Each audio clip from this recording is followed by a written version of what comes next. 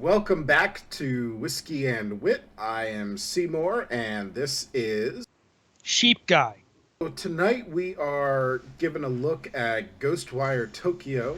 We are going to give you our top five things that we liked about this game and our top five things that we did not like about this game. So this game has been out for about a month now. It is a console PlayStation exclusive, but it also came out on PC on every single PC storefront, but Xbox. Sorry, Xbox, you guys got to wait a bit. I was super excited for this game when I heard it was coming out. The lore in Japan is so pervasive. There's so much history and culture and everything that they do. And I thought that this game was going to bring it all home. And there are so many things that this game has going for it, but so many things that I also disagree with. One of the main things I have a qualm with about this game is the story itself. I think it's a lackluster story, I just can't get past the overall arching lack of complexity of the story. The main protagonist is this individual called Akito, and he is possessed and for some reason saved by, I don't know what this is, a spirit detective, Kato or Kiko, whatever his name is. One of the additional things I did not like was the way that you capture these spirits in order to release them from whatever form that they've undertaken. And you use it with some sort of paper charm, which I can only compare it to the Sailor Moon. Weeb!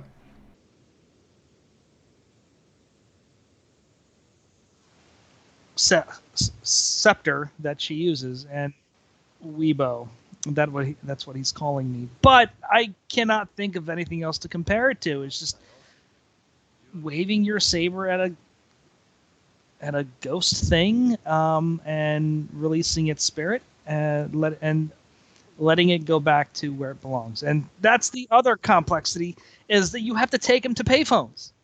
Why would you have to take him to a payphone to release the spirit? It makes no sense. So I'm actually gonna cut in here because all of his Weibo stuff that he's talking about, comparing it to anime and Japanese this and Japanese that, I actually found that to be one of the more enjoyable aspects of this game. Everything is brightly lit, and there's advertisements all over the place. And you go to clear Japanese shrines, and there's Japanese statues and Japanese cemeteries, and even like the ghosts, or the demons. They're called visitors. I don't know what that means. They're It's all very, very Japanese, and the culture shock can be actually kind of fun to play with here. So I think that's something that I consider. I found you to be 100% correct on that. I think the Japanese lore that they incorporate in this game is tremendous. I also think that this game probably takes homage to a lot of Haruki Murakami kind of novels, with the incorporation of cats and salarymen, different aspects that are kind of deep rooted in Japanese culture, which he is always harping on.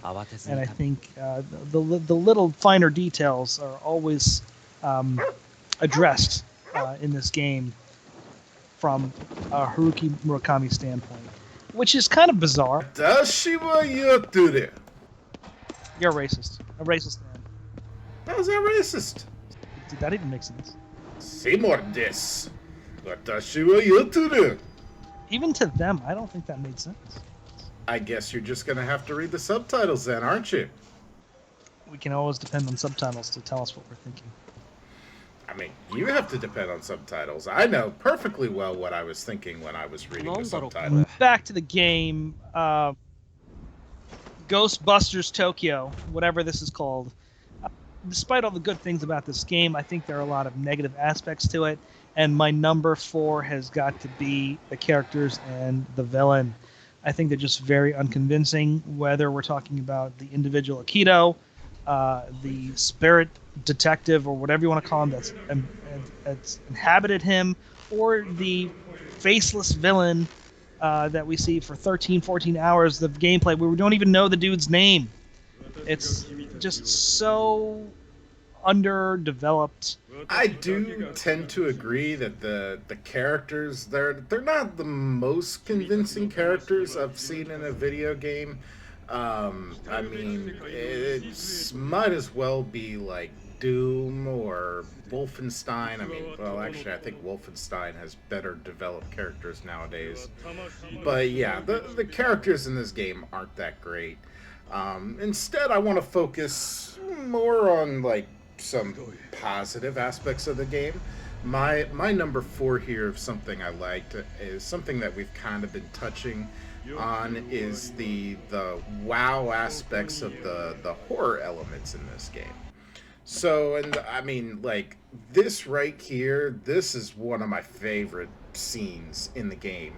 And I'm trying to avoid spoilers of what's going on in the story. Not that the game has that much of a story to it, but basically you're just carousing through some underground area and you come up into this big open room and all of a sudden this just pops up in front of your face. You're like, whoa. And there's other times where you're in a building and like the floors start moving and little pieces of paper start flapping on the wall, forming weird shapes like paper figures or humanoid figures, and chairs start stacking up against walls like blocking your way. There's all sorts of creepy little visual effects going on left and right, and that was actually really, really cool and kind of fun to watch unfold as it was going on in front of you. Despite those few things that I do enjoy about the game, we're gonna go back to the negatives, and my number 3 is very, very, very dumb.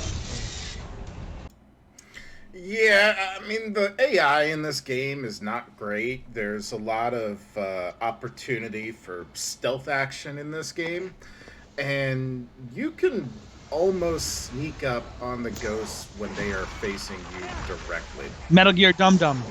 There's also like some segments where you gotta fight off waves of ghosts and they come spawning in, rushing to go attack some object you have to defend. And they will go right for the object, ignore you, and just go to the object. And you could literally just run up, stab them in the back, insta-kill them. They don't care. Like, they're just focused on the object, which, I mean, you could make those segments a lot more interesting if the AI was a little bit more responsive. There's only so many characters you actually deal with in this game. We have the salaryman dressed in a black suit, a salaryman dressed in a white suit, then we have a Sally man? It's a businessman, salaryman. That's what they call him in Japan. Get with the program. Salaryman. Salaryman. Salaryman. You gotta stop slurring in my head. But then we have schoolgirls. Schoolgirls in dark uniforms and schoolgirls in white uniforms, and one's harder, one's not harder. It's not rocket science. There's no challenge to defeating these characters and these enemies. It's just so straightforward. And like you said, you can use one of your 5 magic powers, and you're probably going to use the fireball or whatever you want for the majority of the time. Everything else is just kind of in the background. I mean, you don't really have to develop the character. Whoa! What? You get 3 magic powers, not 5 magic powers. They're all the same. All magic powers do not look alike. They do. They don't in this game. You get wind and fire and water and Captain Planet. I need some more whiskey, so I'm gonna get my Nikka coffee. This is actually kind of interesting because we both share different versions of the same kind of whiskey. I'm drinking Nikka Coffee grain whiskey, and Seymour Butts here is drinking its counterpart. The Nikka coffee is what we're gonna pronounce. Oh, it's not nickel. Nickle. No, it's Nikka. No, I can pronounce this bottle. Nikka Coffee. Exactly. And this is He's got the malt. I got the grain. I got to tell you, I love the grain. It's very good. It's very I good. was speaking here. I could drink this whole bottle, and it's smooth from start to finish. Good nose, and good taste going down. Well, mine wasn't necessarily smooth from start Smells. to finish. I can't speak now. Oh, okay, fine. Mine was not necessarily smooth from start to finish. The first little swig, if you will, uh, it wasn't the most pleasant for a whiskey, but after that, it was okay. It was okay. You could tell I've been enjoying it a little bit, maybe a little bit too much. The number three thing about what we liked about this game the most is just how accessible the game is. The simplistic combat does make it so that it's a pretty quick mastery of the controls and the abilities that you get. That does give you a lot of freedom to move around the world here. And you get basically three, not five, three magic powers. You get three magic powers, and then you get a bow and some talismans, little paper things you throw at things that do magic powers. And then you can jump and you can fly, and that's about it. That's all you got to do is jump, fly, pew pew pew. That's all there is to it. And some people may say that that's not that entertaining, but it does make the game a lot more accessible if you're someone that doesn't want a crazy complex game. So after hours and hours of playing this game, my number two qualm is the monotonous gameplay. I feel what you're doing in the beginning of the game is exactly what you're doing 10 hours into the game and even 20 hours into the game. And it's just, exercising ghosts from their bodies, using various techniques. So I feel that the monotony of the game is something that sticks with you from the start all the way into the end of the game. It doesn't get any better in terms of the replayability of this game. And even if you unlock all of these technical skills in the tree, I just don't feel you're going to be utilizing any of those skills to take down these ghosts and free them from their bodies. What do you think? I do think that one of the aspects that makes this game so accessible is that once you figure out the purpose of each of the different magic moves you get, it's pretty easy to figure out which one you want to use in each type of situation. Isn't the answer Fireball to everything? Fireball whiskey? I'm not talking about Fireball whiskey. The Naruto ninja moves that you make in this game to make a fireball at people. You are such a weeb. It has nothing to do with Bebo, man. Everything to do with it. It has everything to do with Weebo. You're the one that's talking about Naruto, and I'm talking about fire spears and fireballs and... So how does that make the game any easier to play if that's the only weapon you're going to choose to use? Well, it's not the only weapon you're going to use, because you don't get a lot of ammo. So, my number two thing that I like about this game is the exploration. This isn't quite like a Ubisoft map game. I think that the game is a little bit better condensed, but there are so many little nooks and crannies, and you can climb on every building, and some buildings you go inside and you can go underground, and there's so much packed into such a small little space. I feel like this is a game that I could explore for forever. It's a very open world concept, which is one of the things I do enjoy about this game. It's not linear in nature, and it's just the small details and the minutia of the things you're doing on the side to progress in the game that make this a game that is more replayable over a long period of time. The last thing I have to comment on is the technical issues that we were experiencing with this game. As mentioned, we were playing this game on the PC using a Ryzen 5800, using an NVIDIA 3080 RTX, and there were some hiccups in the gameplay. we could not play this game at max settings using this PC. We could only run it at max settings for about an hour, at which time we had to drop the settings in the PC itself, at which point it was becoming a little bit choppy in the gameplay. I'm not sure if the counterparts on PlayStation were experiencing this issue or not, but that is definitely at least our quip for playing this on the PC. There's an option, and it does have a big warning label on it that says you may not be able to handle this. And I'm just kind of sitting there, and I'm like, well, you're using a really beefy PC. I mean, this 3080's no joke, and a Ryzen 5800's no joke.